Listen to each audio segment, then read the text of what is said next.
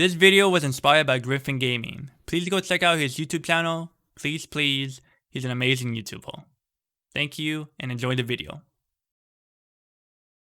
Hey there everyone, it's your local nickel fanboy here, coming back with another video. Today we're going to be talking about if you should build a PC or not. Or get a PC or not get a PC, you know? So within this video I'm going to be talking about a few key aspects about PC gaming and console gaming. The first aspect is my point of view. This video isn't gonna be me telling you, oh, you should get a PC because it's like the best thing ever. No, I'm just telling you from my perspective, you know, how enjoyable it has been for me for the past more than a year, because I've been having my PC for more than a year now, and in that time I've been having more fun playing games. Like, my taste in video games had completely changed. Because when I used to be back on consoles, I like, oh, I care about the graphics. But when I switched to PC and saw the frame rate, I was blown away. And like, when I was like researching into PC gaming, so like, okay, the frame rate is probably like, you know, the big thing you want to do for PC gaming. And when I got my 144 Hz monitor for my PC, I was blown away. And like, I can't play on consoles. I could hardly play on consoles. It has to be at least 60 FPS on console, or I can't play it. It just feels like dog shit. So if you're planning on, you know, gaining the next gen console like the PS5 or the Xbox Series X or S, or trying to build a brand new PC with the new 30 series or the new AMD the fucking AMD GPUs. I'm stupid. It's gonna be hard to get both of them because of scalpers. Now, probably into three to 4 months, I'm pretty sure everything will subside and scalpers, you know, will be down. But I'm pretty sure in 3 to 4 months you'll be able to, you know, get your hands on the next gen consoles or on new PC parts like the 30 series or the new AMD GPUs. So if you're planning on getting either one of those, try and wait, please. Don't pay the scalpers, you know, for double the price. So what I may be talking about right now are the pros and cons about, you know, getting a PC or just getting a console. So for PCs, the pros is that you could play the games that you usually play on consoles in the best possible form.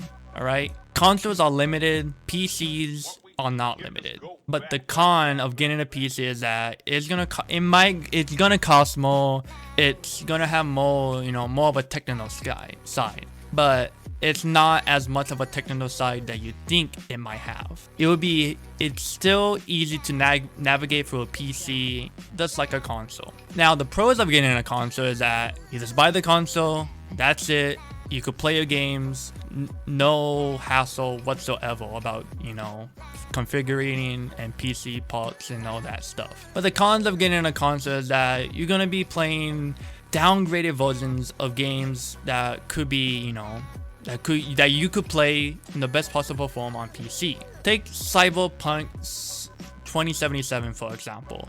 It's amazing on PC, but it plays like fucking dog shit on the Xbox One and the PlayStation 4. On the Xbox Series X and PlayStation 5, Cyberpunk is playable, but it just shows you that consoles are behind PCs. So PCs, you could play the best possible forms of the games, but it might cost more to get a PC. And for consoles, it's cheap, easier to get to play games, but you won't be able to play the games in the best possible forms. Now, this next segment is going to be talking about PC building, build services that you could use, and pre-builds. First, we're going to be talking about PC building because I built my own PC. Now with PC building is that you have so much control over the parts that go into PC, and you can make it to your heart's content, to your likings.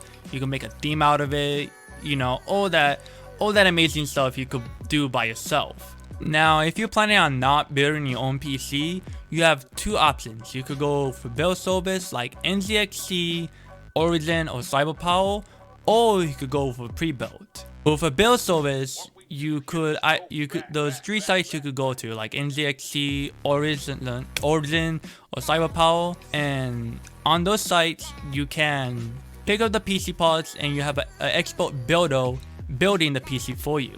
So you get export cable management, and you're not getting cheap parts. Now, pre-builds are the easiest to get a gaming PC or PC in general, but usually they crap out some of the parts like the RAM, the GPU, the motherboard, the case, the fans, power supply. It's typically not a good idea to get a pre-build unless it's a pre-build from NZXT, Origin, or Cyberpower. So yeah, so if you walk into like a Walmart or Best Buy and you see those 3 brands, you could go for them. But I would rather go for build service if you're not building yourself a PC and having someone else building it for you. I will go with a build service. Now, don't listen to any PC Master Race cuck or PC Redditor to tell you that you're not a true PC gamer if you don't build your own PC. That's completely bullshit. Because if you build your own PC and have someone else build it, it's gonna be the same PC. Who the fuck cares if you build it or not? So let's tell them to shut the fuck up. Tell them that the fucking virgins. Now this third segment is gonna be talking about the price difference between PCs and game consoles. And in my opinion, it's kind of stupid to compare the two, because typically with PCs, you're getting more than what you're typically getting with a gaming console. Because on a gaming console, there's typically like 2 things that you could do on it, like playing games, of course, and streaming apps like Netflix, YouTube, and Crunchyroll. But with a PC, you could do those 2 things and so much more.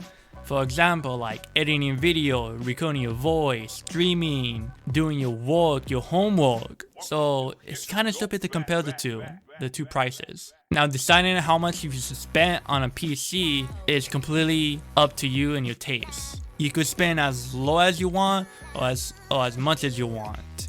You could build like a $500 fucking sit ass PC, or you could build like a $4,000 balls to the wall PC.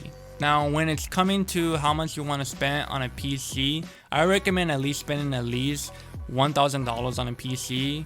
But if you want it to last for a very long time, like 10 plus years, without having to upgrade or anything, I say at least go $2K on the build.